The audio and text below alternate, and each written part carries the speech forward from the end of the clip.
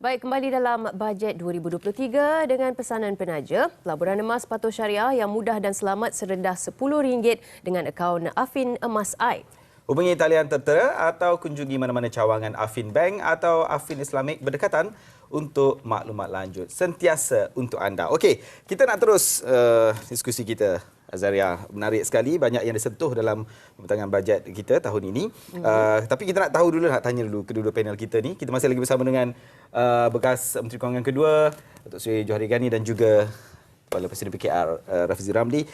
Datuk Jo, apa yang paling kata menangkap lah selepas 102 muka surat dibentangkan ini? Yang menangkap? Yang menangkap lah. Saya tengok dari segi expenditure. Yeah. Kalau kita tengok peruntukan yang diberi untuk development expenditure, lebih kurang dalam 95 bilion untuk tahun depan. Yeah. Jadi kalau kita bandingkan dengan 2022, 71 bilion. Now saya nak tengok yang 95 bilion yang akan dispend untuk development expenditure ni. Kita nak, kalau boleh kita pantau dan melihat, kerajaan melihat, pantau bagaimana 95 bilion ini memberi multiplier effect kepada ekonomi negara.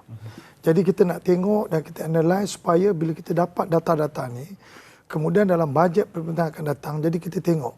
Sebab kita tak boleh spend money macam tu saja tanpa kita melihat dia bagi impact kepada masyarakat, negara secara keseluruhan. That's I punya immediate, I tengok 95 bilion. 95 bilion. Nombor dua saya tengok, kalau you tengok dari segi perbelanjaan mengurus, saya tengok kita sebenarnya berdepan dengan satu masalah yang ambil kronik sikit. Terutamanya kalau kita kekurangan pendapatan. Kerana expenses yang kita perlu spend, emolument, macam gaji-gaji katakan awam 90 bilion. Kemudian retirement 29 bilion. Debt service saya baca dalam tu 46 bilion. Apa tu grant kepada state dan statutory body kita bagi 23 bilion lebih kurang. Lepas tu kita cost of running government 1 year about 32 bilion. Kemudian nak tengok subsidies dan social assistance lebih kurang 42 bilion. Kalau you calculate 6 item ni, dia sudah mencakau 96% daripada total expenditure of OE tu. Jadi yang saya nak pastikan bahawa dalam kita calculate revenue tadi, kita assume bahawa harga minyak masih di tahap 90 US dollar. Jadi kalau di tahap US dollar, what happen kalau minyak turun jadi 70? Jadi expenditure ni dah confirm dah. Kita tak boleh usik pasal ini is almost fixed lah. Right? Jadi yang ini yang saya rasa kita kena berhati-hati tengok. Dan walau bagaimanapun, dalam keadaan ekonomi tak menentu ni memang semua orang mengharap bahawa kerajaan spend money to stimulate economy. Jadi saya tak ada masalah tu, cuma saya nak kita kena berhati-hati. Kerana pada tahun 2021 dulu, waktu pembentangan bajet untuk tahun 2022, kita cuma bajet dividen Petronas cuma 25 bilion. Halfway through, kita dapat 50 bilion. Right? Now, Petronas ni merupakan salah satu daripada sumber pendapatan yang sangat penting kepada kerajaan Malaysia, saya tengok. Kerana kalau dulu, kita tengok, kalau kita nak lihat pendapatan kerajaan tanpa Petronas, kita ambil Petronas punya dividen, royalty dengan tax dia, kita buat tolak tepi, kita tengok pendapatan kerajaan hanya melalui tax, kan? Kita nampak dia dah berlaku satu penurunan yang besar.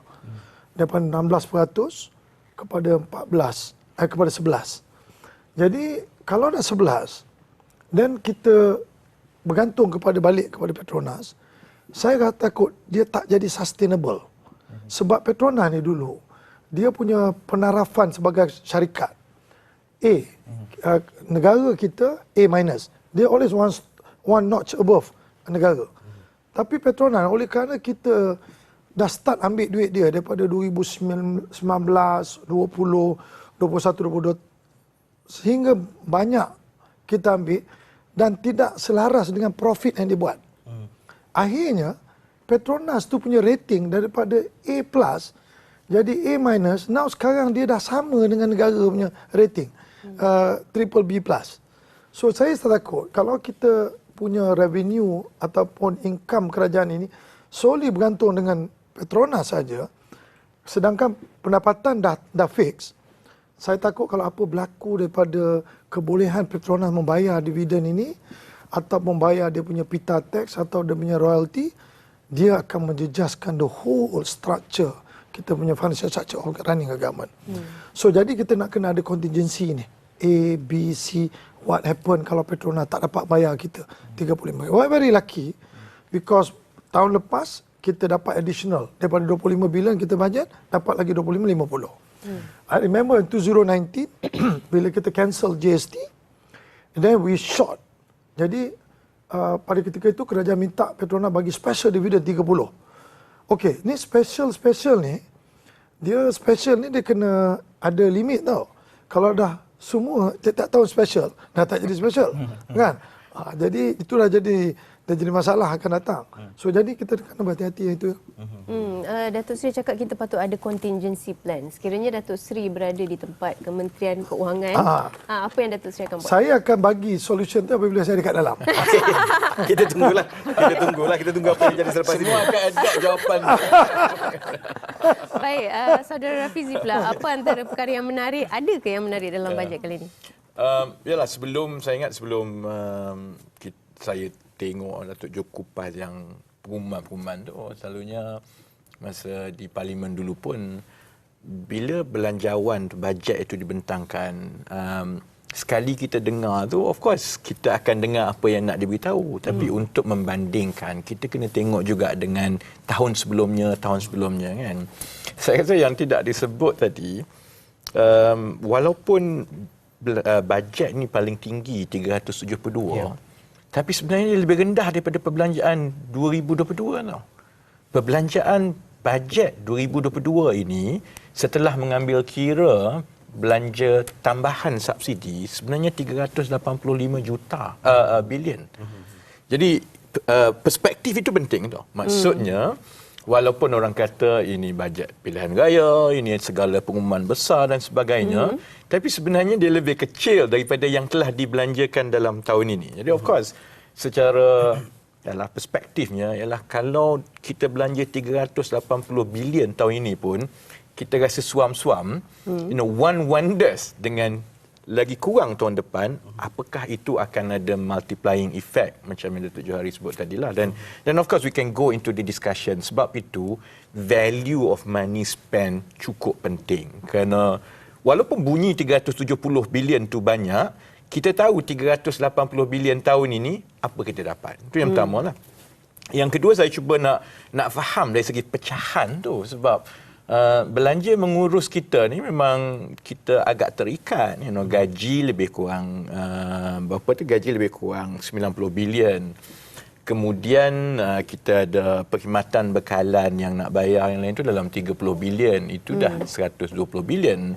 Kemudian bayaran hutang dalam 50 bilion tiap tahun, maksudnya dah bayar interest semua, itu dah jadi 170. Kemudian pencen dalam 30 bilion, 200 kan. Kalau tengok peruntukan tahun ini, untuk subsidi saja sebenarnya 77 bilion.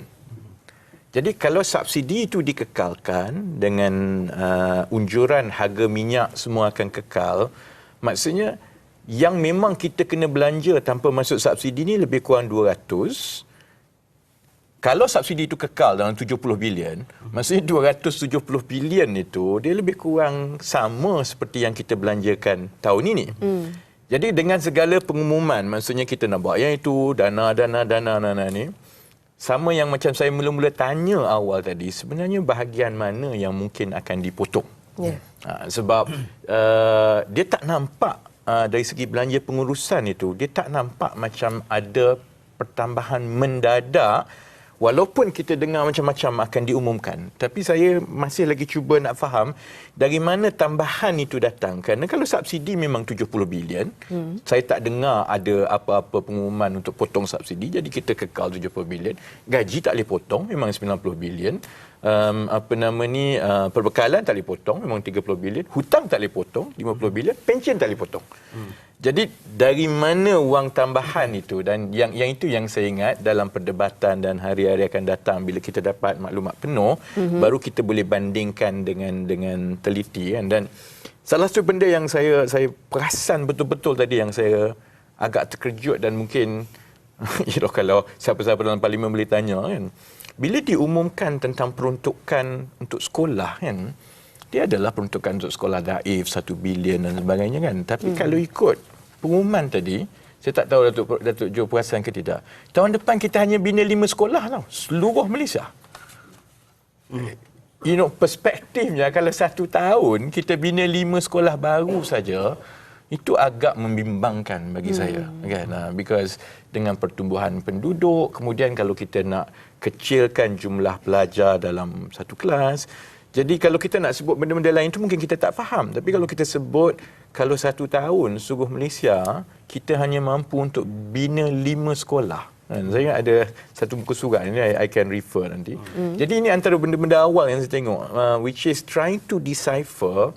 Walaupun pengumuman itu nampak angkanya tinggi dan sebagainya, putting into the whole perspective, saya sebenarnya tak nampak bagaimana belanja yang diperuntukkan itu akan banyak berbeza dengan yang kita dah ada tahun ini. Itu tak campur lagi lah dekat mana dia akan dibelanjakan dan sebagainya. Saudara Fizi, tadi sebelum pembentangan tadi kita berbincangkan tentang inflasi, tentang OPR dan sebagainya. Kita juga terus bimbang kadar inflasi, peningkatan inflasi yang berterusan. Tapi bagaimana Saudara Fizi melihat apa yang dibentangkan hari ini akan memberi impak ataupun mampu menurunkan kadar inflasi ataupun membentuk satu jajaran bacaan-bacaan nombor yang berbeza menjelang tahun depan? Saya at first glance lah, of course kita dengar dalam 3 jam tu, kita tak boleh nak tengok. Tapi at first glance, saya tak nampak sangat perkara yang menangani masalah struktur. Jadi kalau soal inflasi ni, masalah struktur dia ialah soal, kalau makanan ialah perbekalan makanan. Adakah kita akan berjaya dengan masa yang cepat mewujudkan industri agrotani dekat Malaysia ini untuk kita menggantikan import. Ada pengumuman-pengumuman, tapi kita juga tahu besar kemungkinan proses untuk mewujudkan rantaian bekalan makanan ini di dalam negara akan ambil masa yang panjang. Jadi akan ambil masa keadaan itu berlaku. Apa lagi masalah struktur? Masalah struktur ialah soal gaji. Masalah struktur juga ialah soal harga, contohnya perumahan dan sebagainya. Sementara contohnya ada pengumuman-pengumuman untuk soal duty stamp dan sebagainya, tapi kita tak nampak soalan the key structural issues are being tackled in immediate, mid-term and long term. Jadi sebab itu pandangan saya setakat ini ialah ini band-aid kalau dalam bahasa masalah lah, maksudnya ini adalah Panadol untuk mengurangkan pening kepala rakyat, harga barang semua. Jadi dia mungkin boleh mengawal inflasi betul, tapi adakah ia boleh menurunkan harga atau menenangkan ataupun supaya mengatasi masalah itu supaya dia tidak kekal tinggi? Jangka panjang, jangka sederhana saya tak nampak lah. Jadi kebimbangan saya kemudiannya ialah Panadol ni kalau makan dia tak ubat the root cause sakit yang sebenar. Lama-lama kita akan bergantung pada Panadol dan lama-lama dia akan ada kesan yang buruk lah. Jadi kalau setiap tahun belanjawan kita ialah untuk menenangkan hati rakyat, untuk meredakan sedikit beban rakyat tanpa sebenarnya menyelesaikan masalah pokok yang menyumbang kepada masalah-masalah itu, dia akan berterusan dan sampai masa macam Datuk Johari sebut tadi, which is don't have money lah. Because takkan kita nak pinjam pun kita dah payah, kita nak ambil duit Petronas pun ada kekangan kan. Jadi dari perspektif jangka panjang saya lebih concern pasal yang itulah. Okey, Datuk Seri Johari ada bersetuju? Ya, but I think yang pasal development expenditure tu saya pun tak tengok di detail. Tapi saya rasa kalau daripada 95 bilion, selalunya kalau dalam capital expenditure, dia ada yang baru dan ada yang rolling budget. Mungkin yang Saudara Fizi nampak 5 tu mungkin I think a new one. But the rolling one in the pipeline yang kita masih under construction tu mungkin ada. So I don't know. So I think nanti bila dah masuk parlimen ni tanya. Tanya. Tanya. Okay. So itu yang saya nampak dari situ. And nombor 2, saya lagi ingin melihat pasal kita every year kita present budget, we talk about food security. Because saya food security ni dia kan mesti, bila kita mention dalam budget, kita buat inisiatif food security ni, dia mesti mendatangkan hasil. Hasil dia ialah kita over period of time kita boleh kurangkan import makanan. Contoh, pada tahun 2019 kita import makanan lebih kurang dalam 51 bilion. Hari ini setakat bulan Ogos kita import makanan 67 bilion. So jadi tiap-tiap tahun kita cerita pasal food security. So I nak tengok adakah food security ini, strategi kita food security ini ialah kita beli stok untuk kita buat macam stockpile ataupun kita implement an initiative to understand which part of this food item yang kita boleh initiate untuk buat. Contoh, kalau raw material kita kena import, yes, we import raw material, but processing, create peluang pekerjaan, kita kena buat sendiri. Saya nak bagi satu contoh. Kita ni pengeluar minyak kelapa sawit nombor 2 dalam dunia. Nombor 1 Indonesia, nombor 2 kita. Cuma bayangkan, kita ekspor minyak kelapa sawit kita 64 bilion setahun. 60 bilion, 64 bilion. But kita ekspor crude. Jadi bila saya tengok negara yang import minyak palm oil ni, crude palm oil ni, ialah China dengan India. Dia dua ni very big. And dia import crude tapi dia buat downstream. Right? So jadi saya fikir kalau kerajaan boleh start mula tengok macam mana kita boleh tengok palm oil industry ni, crude, kita put a quota to all those player yang export crude ni, you must prepare downstream at least 10-20% first. Yang 80% you boleh export. And then bila downstream tu grow, and then kita reduce the quota, kita increase the quota to 30. So you kena buat gradual. Because kalau tidak, you tengok India, China, dia gunakan kita punya crude and buat downstream. Even sampai basic supply of cooking oil can be done here. Can be done here. Besok kita ada refinery and so on. Why do we need to export crude? So and then bila you export, and then dia tak bagi masuk pula kita punya finished product because dia dah ada crude. So I think this is where the government need to play. Ministry of Trade, Ministry of Economy.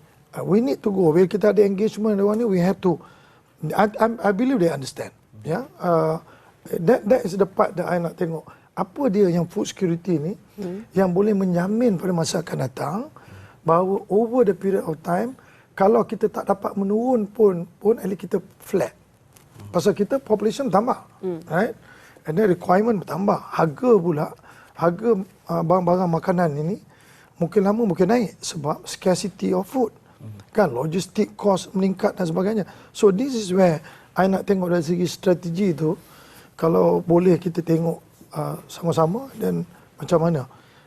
Tak kira lah kerajaan ke pembangkang ke, you have to come on the same table to think about this for the future benefit of our generation. So itu saya punya pandangan lah.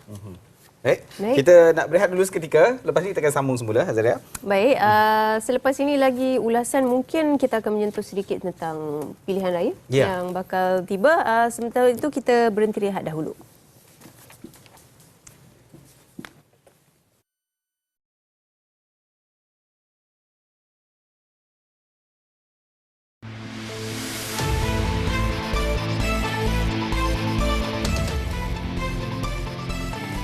Baik, anda masih lagi bersama kami dalam program khas bajet 2023 bersama dengan dua panel kita, Azaria. Ya, kita masih lagi bersama dengan saudara Rafizi Ramli dan juga Datuk Seri Johari Abdul Ghani. Sebelum berhenti rehat tadi, kita ada sebut tentang kemungkinan berlakunya pilihan raya. Kalau boleh saya nak tanya kepada Datuk Seri Johari dahulu. Sebelum ini memang hangat diperkatakan, pembubaran parlimen ini boleh berlaku bila-bila masa sahaja selepas pembentangan bajet ini. Sekiranya ini berlaku, pertama, apa kesannya kepada ekonomi negara, dan kedua, adakah bajet yang dibentangkan tadi itu masih ada kesan kepada rakyat dan juga perniagaan? Well, election kalau ikut pengiraan saya, dia punya tarikh tamat dia bulan 7 tahun depan. So, bermakna kita dah lalu 4 tahun 4 bulan. Sama ada dia datang sekarang ataupun later, doesn't matter. The most important thing, kedua-dua, sama ada kerajaan ataupun pihak pembangkang, kita mesti sama-sama menunjukkan kepada masyarakat di luar sana, sama ada investor di luar ataupun investor di dalam, bahawa whatever happen to this country, kita punya political stability is always intact. Because that's key. Because kalau apa saja fundamental yang kita nak buat ini, itulah dia sebenarnya the fundamental. Because example, saya bagi example. Kalau ikut Global Competitive Index, Malaysia ni dulu 25, level 25, kan? Sekarang ni 25. Dulu 25 dah jatuh jadi 32, right? So bila jatuh 32, daripada 25 jadi 32. And Indonesia sekarang ni nombor 44. So kita Malaysia 32, Indonesia 44 dari segi ranking Global Competitive Index. Tapi dari segi penerimaan FDI, Indonesia lagi banyak daripada kita. Satunya, orang akan pergi kepada negara yang ada competitive index yang bagus. Jadi bila saya analyse, apa komponen dia, competitive index, dia nak tengok efficiency of government, how ease of doing business, and then kemudian dia nak tengok dari segi infrastructure kita. These are all the basic thing that dia tengok. Certainly kita beat Indonesia. Tapi why Indonesia? Because I nampak Indonesia ni, dia punya political stability dia intact. Bila habis saja pertandingan presiden, habis. 5 tahun, dia tak ada cerita pasal politik. Kita hari ni besok habis election, bangun pagi ada election lagi. So jadi, kalau tak ada pun dalam WhatsApp lah kita buat election. So jadi I nak tengok bahawa, because negara dah jadi macam ni, I mean it's not too late lah kalau kita nak, kita correct balik, orang cakap apa, short term pain, long term gain. Kan? Mana ada benda-benda yang kita kena buat yang sama ada kerajaan, mana-mana kerajaan dan pembangkang ke, kita mesti melihat benda itu sebagai salah satu daripada a new corrective measure yang kita nak buat for the future generation. Kan? Kalau kita tak buat benda ni, and everyone after election, and then after that another election, lepas tu lepas Perdana Menteri, lepas 2 tahun tukar lagi Perdana Menteri, I hope this thing will not going to happen again. Lepas ni, siapa menang, siapa kalah. What we need to do is that we have the basic understanding. We only see election, ada 2. Sama ada kandidat itu meninggal, ataupun after 5 years. Next 5 years. That's it. And then let's rakyat choose kita. Saudara Fizi, mungkin ada ulasan tentang itu. Bagaimana melihatnya? Okey, kita memang akan berhadapan dengan pilihan raya, tapi rakyat sebenarnya nak tahu, kalau pandangan peribadi Saudara Fizi, rakyat nak tahu nanti kalau ada election ataupun pilihan raya, ada jaminankah daripada mana-mana yang kita akan menuju ke arah ekonomi yang stabil, dan politik kita, ahli politik kita akan jamin tak ada kekacauan yang berlaku lagi. Pindah sana sini itu dah tak boleh dah lah. Tapi gangguan-gangguan lain dalam politik ni yang ujungnya dan akhirnya menjejaskan rakyat yang di bawah ni. Yalah, ada beberapa hikmah daripada yang 4-5 tahun tu, insya-Allah akan dizahirkan. Maksudnya untuk mengganggu gugat kestabilan kerajaan dengan lompat semua tu, insya-Allah tak jadi. So ada benda yang baik. Saya ingat yang itu okey. Dari segi masa pilihan raya, yalah, dia boleh berlaku bila-bila masa, dan betul lah kita dah dalam 10 bulan terakhir sebenarnya kan. Jadi cuma ada perbezaan pendapat sesuai ke tidak masa masa terkujuh ke tidak kan. Tapi saya ingat semua parti-parti dah bersedia. Jadi kalau perlu kita masuk kan. Cuma saya ingatlah selepas beberapa tahun ini, apa pun keputusan pilihan raya, mana-mana kerajaan tu akan mewarisi masalah pentadbiran, terutamanya yang bersabit dengan ekonomi yang makin rumit. Ada beberapa perkara yang saya ingat penonton boleh tengok antara Datuk Seri Johari dengan saya memang ada pandangan yang sama. Bagi kita yang agak faham tentang perniagaan, tentang ekonomi, kita ada beberapa masalah struktur. Jadi pada saya, selepas pilihan raya, tidak kira mana-mana parti, akan ada yang terus berpolitik. Tapi saya harap mereka yang diberi tanggungjawab untuk jadi Menteri Kewangan ke menteri-menteri penting faham bahawa kalau bila dapat mandat, dan insya-Allah mandat itu tak boleh diganggu dah sampai 5 tahun, itu adalah masa yang cukup baik untuk ambil tindakan yang banyaknya sukar dan tak popular sebenarnya. Sebab kita memang dah sampai ke peringkat yang agak tak baiklah secara ekonominya banding dengan Indonesia dalaman sendiri kan. Dan bagi mereka yang menjadi pembangkang, sebaik-baiknya gunakan masa itu untuk jadi semak dan imbang yang baik, dan pada masa yang sama tunjukkan bagaimana cara yang berlainan yang sepatutnya boleh diuruskan oleh kerajaan. Tapi kalau itu kehendak yang rakyat mahukan, maksudnya parti-parti juga perlu ada tanggungjawab meletakkan calon-calon ahli-ahli politik yang mahir, yang berkemampuan dan yang betul-betul boleh menjalankan tugas itu dengan baik. Sebab kalau tidak, akhirnya kalau satu kerajaan masuk dia menang kali ini, keadaan tak baiki, dia akan kalah next one. Pengundi Malaysia sudah berubah. Dia tak ada dah macam itu. Dia akan tetap tukar kerajaan. Jadi kalau keadaan ini tidak diperbaiki dari sekarang, bukan saja rakyat susah lah, negara kita makin teruk dan makin teruk, dan kita akan jadi cyclical, vicious, downward spiral kan. Jadi yang itu yang saya ingat, asalkan kita cukup suara-suara matang dalam parti masing-masing, kita lalui pilihan raya ini, dan asalkan ahli politik tahu sebenarnya jadi kerajaan sebenarnya lepas ini tugas yang cukup berat kerana masalahnya agak rumit. Ya. Apa yang Saudara Fizi katakan ini adalah untuk kita memperbetulkan keadaan negara kita, keadaan ekonomi kita dan juga politik. Tapi faktor luaran, contohnya seperti orang kata timing, nak buat election dan sebagainya, musim tengkujuh, hujan, banjir akan tetap berlaku. Faktor luaran dunia, krisis di luar negara akan tetap memberi kesan kepada bukan saja kita tapi juga satu dunia. Jadi kalau tadi saya tanya kepada Datuk Seri Johari kalau jadi Menteri Kewangan tapi dia tak nak jawab dulu, dia nak simpan. Bukan tak jawab. Pasal bila kita nak implement strategi ni, you need a lot of statistic. And then so that you don't agak-agak. Jangka panjang. Then you know exactly because duit limited. Jadi bila you nak buat corrective measure, so you need a proper statistic and then you need to prioritize. Because kalau semua kita nak spend, sebab tu dalam negara kita ada RMK 12. Tapi malangnya dekat negara kita ni, bila orang present RMK, dia setengah jam habis. Debate pun tak ada. Sebenarnya RMK tu yang penting. Because it's a 5 years punya plan. And then any government who take over, dia plan the 5 years. And then every budget, it just kesinambungan untuk follow through. Ini kadang-kadang dalam RMK tak ada, tapi dalam budget ada. That's not supposed to be that way lah. So, itu yang saya nak tekankan. Jadi bukan sebab kita tak boleh bagi, adalah banyak idea.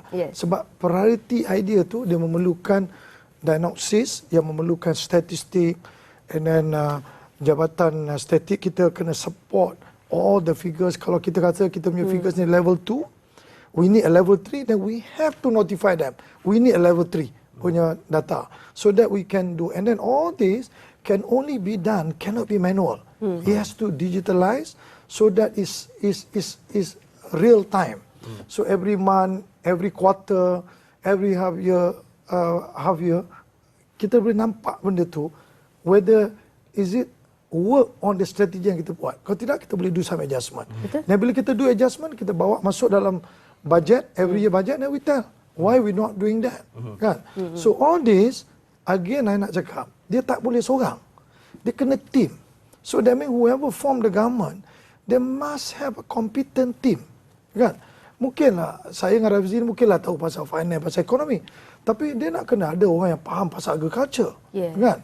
Macam mana engineer kan yang tahu macam mana nak meningkatkan produktiviti dengan automation, It's a big job lah. And cannot be done by one person. Perdana Menteri cannot solve one person, cannot solve everything. They need a team. Macam main bola lah. You nak Manchester United, Liverpool, you have a team. Tak ada team tak jalan. Okey, kita dah sampai dah hampir ke penghujung ni. Ringkas, mungkin 30 saat nak rangkumkan apa yang perlu kita sebagai rakyat Malaysia dan juga kerajaan yang mungkin akan terbentuk selepas ini perlu fikirkan yang nombor satunya apa untuk bergerak ke depan dengan ekonomi yang rakyat kena faham bahawa bukan saja kita berdepan dalam masalah, seluruh dunia berdepan dengan masalah. Okay? Global economy indicators straight away show that 2023 growth only 2.9%. And that is the lowest growth yang I tengok. Kan? Other than masa pandemic dulu. So I think we need to be mindful dan whatever that kerajaan bagi subsidi ni, bantuan-bantuan ni, dan saya harap kerajaan bagi cepat-cepatlah bagi pada dia orang so that they can use. So money yang dipakai tu boleh stimulate ekonomi while waiting for development expenditure untuk kita spend and analyse dia punya effectiveness. Baik. Saudara Fizi, rumusan terakhir? Tahun depan akan jadi tahun yang susah untuk semua sebenarnya, rakyat ke kerajaan ke bisnes ke. Jadi kita kena pandai-pandai ikat perut. Kan? Tapi yang lagi penting saya ingat ialah rakyat Malaysia, syarikat, kerajaan kena tahu kita ada masalah dari segi menghasilkan nilai.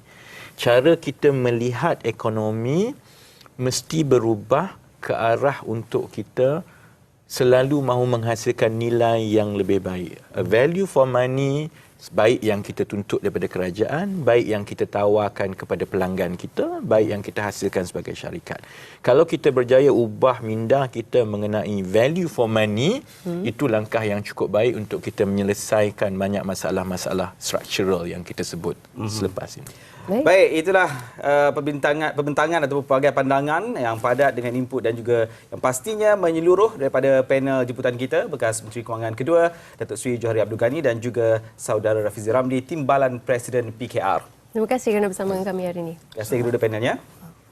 Baik, pembentangan bajet 2023 oleh Menteri Keuangan itu tadi diharap membawa sinar kepada seluruh rakyat Malaysia dan terutamanya ketika bukan sahaja negara seperti yang dikatakan oleh panel kita tadi, malah seluruh dunia turut berdepan dengan situasi ekonomi yang cukup mencabar ketika ini. Betul Azra, dan sebelum pisah sekali lagi pesanan daripada penaja, satukan semua pembiayaan anda untuk pengurusan kewangan serta ketenangan fikiran melalui pembiayaan peribadi iAfin dengan kadar keuntungan menarik. Untuk maklumat lanjut, boleh layari afinalways.com atau hubungi pusat panggilan Afin seperti tertera. Dan untuk itu, sekian dahulu daripada kami. Moga memberi manfaat untuk semua penonton kita hari ini. Saya Azhara Tagaya. Dan saya Miar Abdul Malik Rayani. Terima kasih kepada anda yang memberikan perhatian dari awal tadi. Kita mohon undur diri. Jangan lupa Buletin Utama malam ini, pelbagai lagi laporan lanjut tentang bajet 2023 akan kami persembahkan untuk anda. Assalamualaikum dan salam hormat. Kita jumpa lagi insya-Allah.